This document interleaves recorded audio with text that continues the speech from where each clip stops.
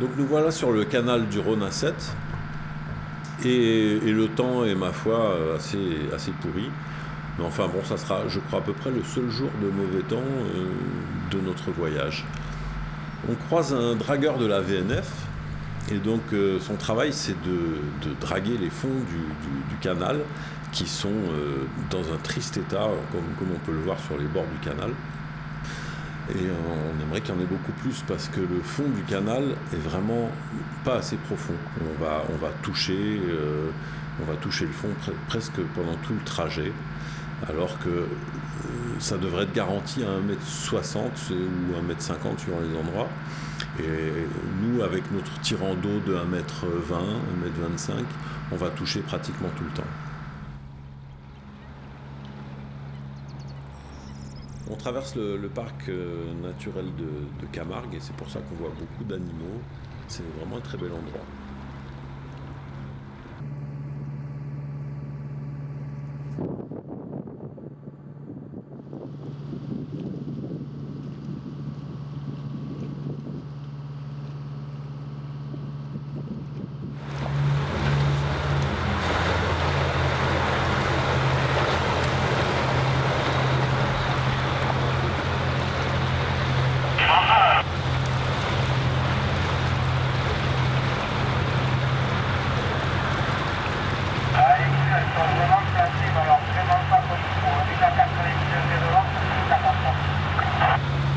Oui, le téléphone était débranché, donc voilà, ça c'est reparti, c'est en train de... Voilà, il y a 2 mètres là. Et on voit Olivier qui est avec un sondeur de profondeur et qui essaye de vérifier la profondeur et voir si on peut passer.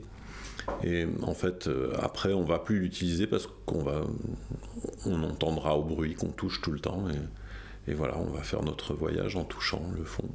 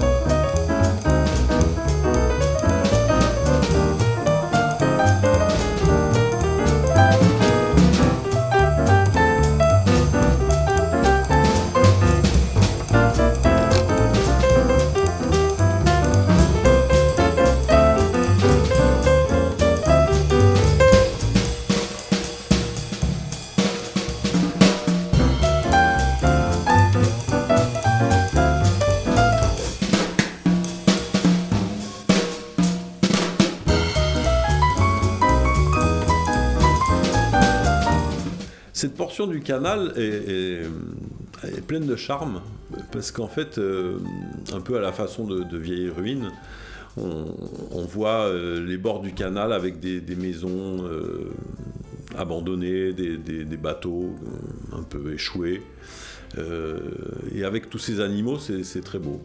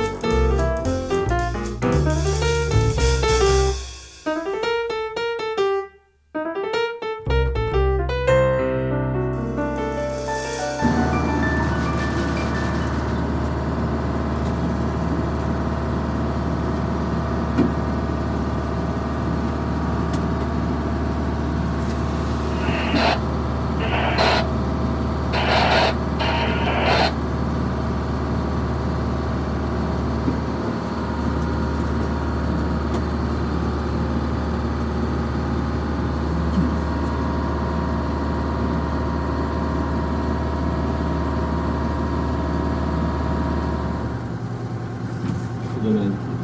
Ouais, moi je connais. Où ça? Là. Ouais. À côté, et que pour moi, il n'y avait pas assez de fond. Et j'ai failli. Ça a failli très mal finir, quoi. Ouais. Et là, j'ai fait un tour complet parce que j'arrivais pas à lutter contre le vent. Et j'ai fait un tour 360 pour repartir là-bas, tu vois. C'était l'horreur totale. Mais ça paraît inimaginable quand tu vois ça. C'est drôle, hein, les situations comme ça changent. On arrive à la passerelle de Maguelone, qui mène à la cathédrale de Maguelone, qui est un monument magnifique. Et on passe à côté d'un bateau qui fait du Airbnb, qui est un ami de Olivier. C'est beau, hein, ce coin, c'est magnifique.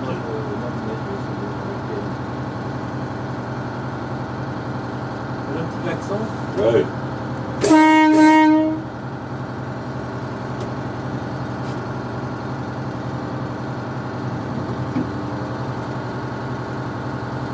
Ça va? On vient te voir, hein? Je t'enverrai des messages. Plus tard.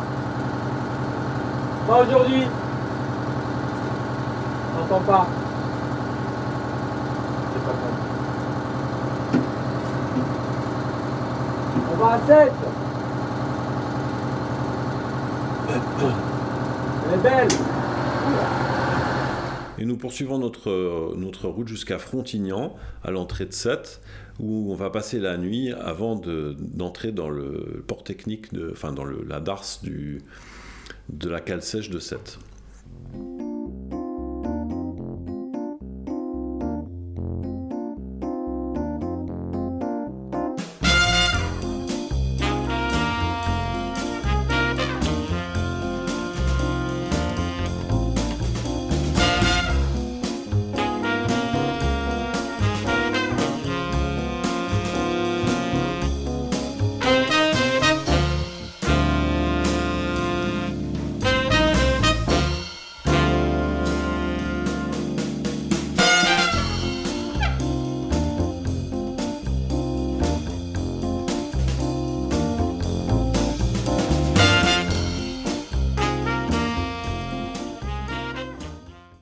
Là, c'est le matin du 3e jour, et on attend beaucoup sur les péniches, on attend le feu vert du port technique pour rentrer en cale sèche.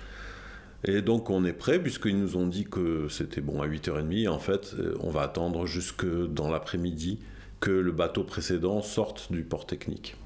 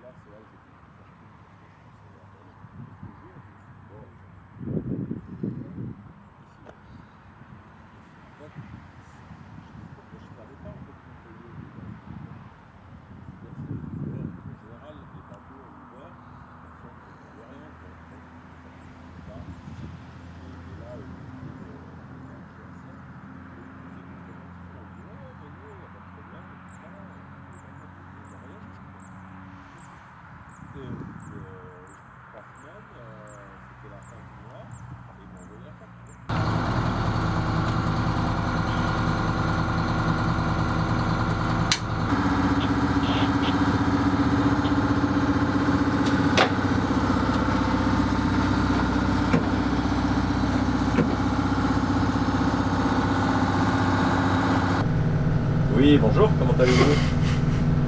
Ça va bien. On est dans le grand bassin, là, on arrive dans un quart d'heure, quoi.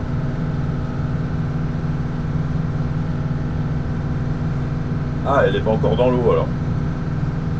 Ah, vous m'aviez dit 8h30, moi j'étais prêt.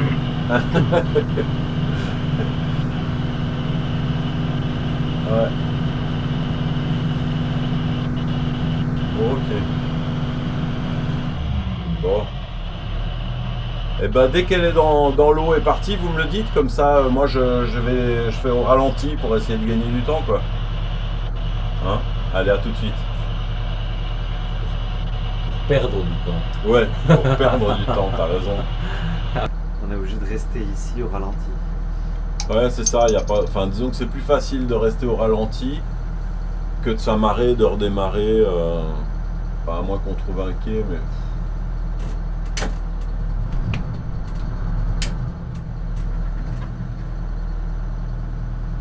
Bon, ouais, pour l'instant, on va rester là. On est bien là. Hein. Mhm.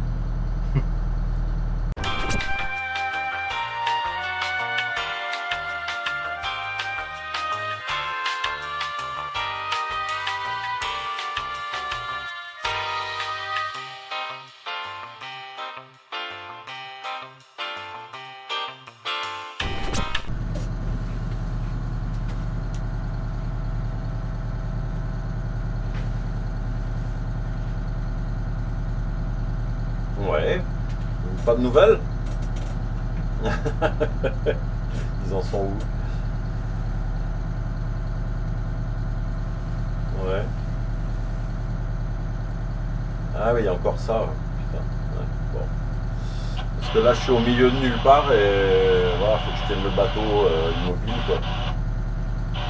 Bon, bah dites-moi quand c'est...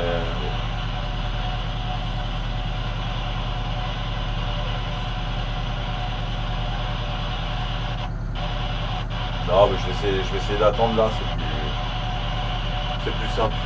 Ouais, ok. Bon, bah j'attends vos nouvelles, hein. À tout de suite.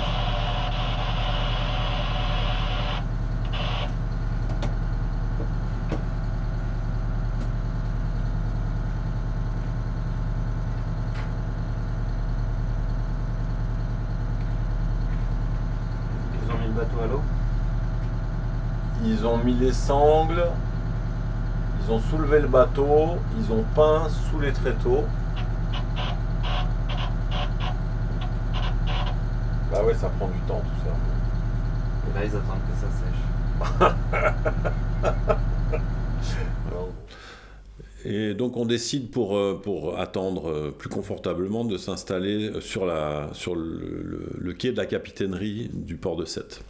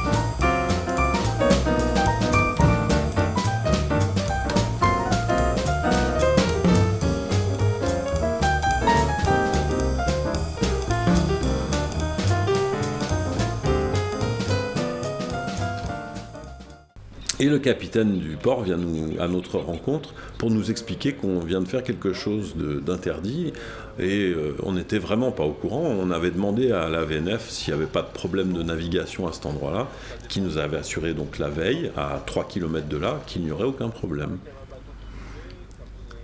Bon, maintenant, une fois qu'on est là, ça pose pas de problème particulier, on va pouvoir continuer notre périple. Donc c'est fermé par là, il a dit, il y a un pont de la SNCF qui est fermé. Voilà, alors ça c'est intéressant aussi. Ah bah oui. Au courant, tu vois. C'est-à-dire que pour sortir de Sète, tu as deux solutions. Soit tu passes, comme on a fait ce matin, en fait, tu fais le tour par Frontignan. Soit tu passes par le centre-ville et il y a 5 ponts qu'il faut faire lever pour passer parce qu'ils sont trop bas. Ok. Donc, normalement, 2 fois par jour, ils se lèvent automatiquement à 10h et à 18h, je crois, un truc comme ça. Ok. Et donc, le dernier pont, celui de la SNCF, Il est fermé. il marche pas. Donc, j'aurais traversé la ville et je me serais retrouvé de l'autre côté et j'aurais dû attendre le lendemain pour refaire demi-tour, quoi. Donc, on va rentrer dans le port technique de Sète et là, personne ne nous a rien dit, mais en fait, on ne pourra pas en ressortir du bon côté. C'est-à-dire que le pont du chemin de fer est en panne et il ne sera pas réparé avant plusieurs mois. Donc il va falloir qu'on trouve un autre chemin et on va faire demi-tour, on va repasser à Frontignan pour passer de l'autre côté de Sète, en fait. Donc on va attendre ici quelques heures jusqu'à ce que la place se libère et puis à ce moment-là on ira en cale sèche.